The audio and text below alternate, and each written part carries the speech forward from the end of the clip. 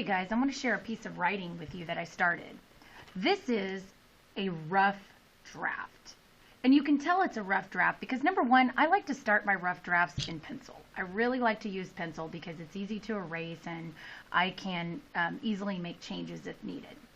I also like to skip lines. That's really important because later on if I want to add something or make a correction, I have a little bit of room. I have a little wiggle room to be able to make some of those changes that I need to make in my writing.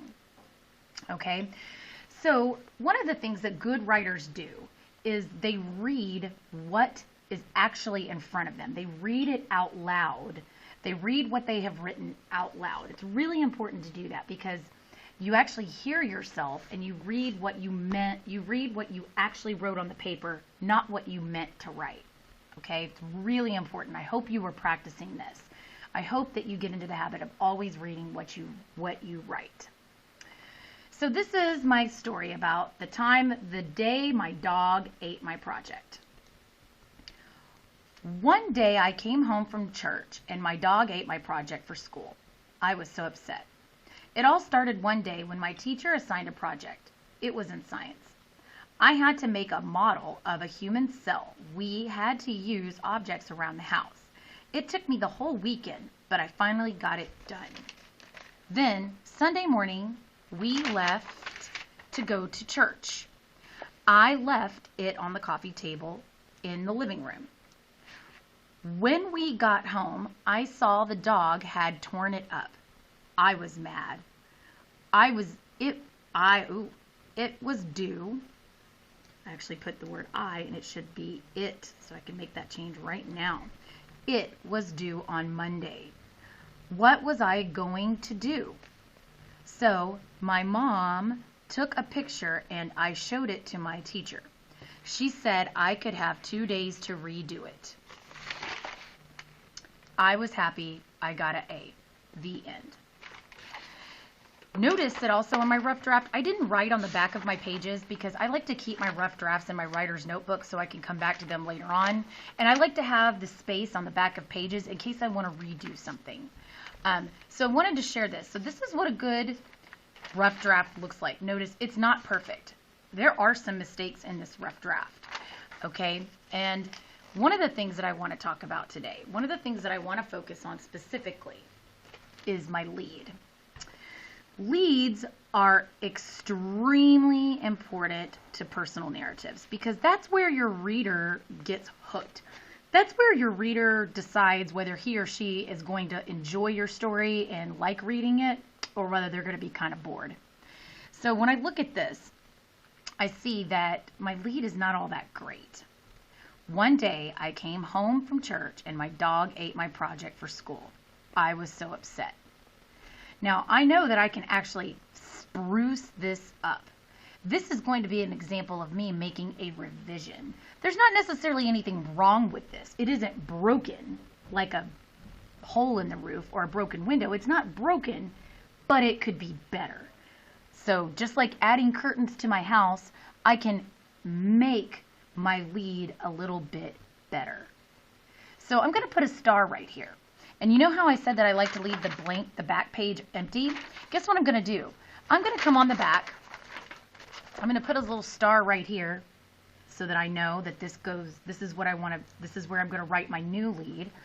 And then whenever I go to write my final copy, I know to replace this lead with my new lead. Okay? So I want to spruce it up. I want to make it a little bit more interesting. Okay? One of the things that you can do to really spruce up a lead is to ask your reader a question. Ask them directly. You're pulling them in. By asking them a question, you're pulling them into your writing. You're pulling them in and kind of making them a part of your story. So I think I'm going to start off by saying, would you believe my dog ate my project for science? Question mark. So I'm asking you, my reader, would you believe that if I told you that? Because I know sometimes in school we hear that all the time. Oh, my dog ate my homework, or my dog ate my project. And most of the time we're just joking around. But in this particular case, this totally happened, and this was real. So I think it's kind of appealing to the reader to ask that question. Would you believe, and I just realized that, look what I did. I misspelled the word believe. So I'm going to go ahead and fix that right now.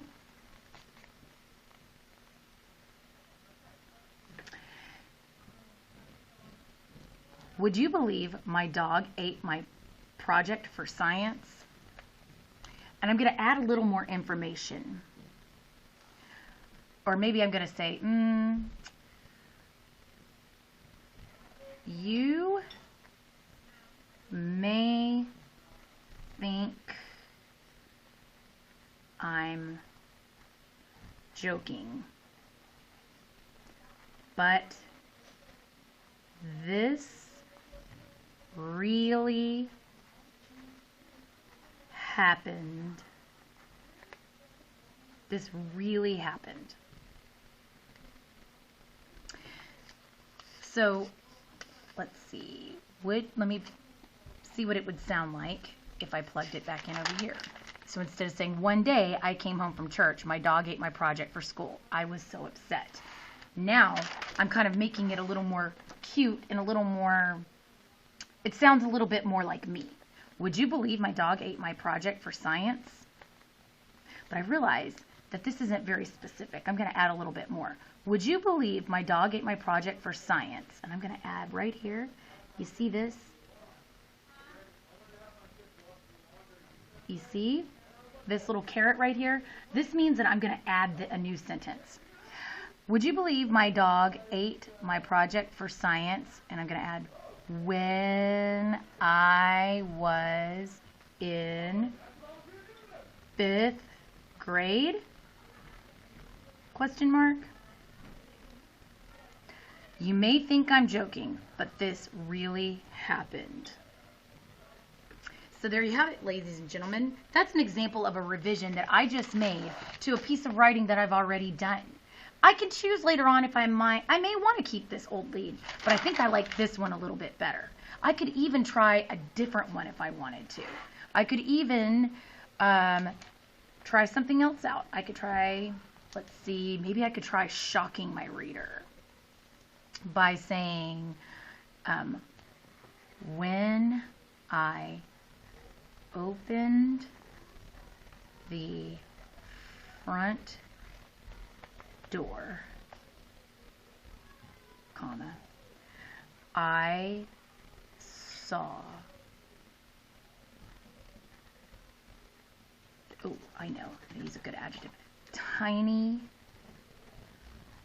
bits and pieces of my science project lying all over the living room floor. That's kind of shocking to the reader, because the reader might read this and say, oh my gosh, what is she talking about? And then I can from here go on and explain what happened.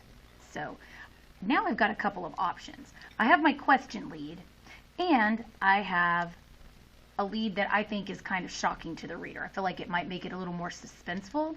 So I have some options here, and that's one of the things that good writers do. They give themselves options. So really, I could go with the old boring lead if I wanted, or I have two more that I can choose from that I think are both really good.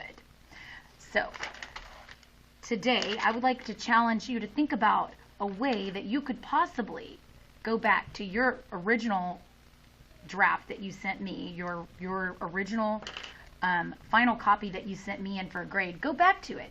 See if you can enhance or make your lead better.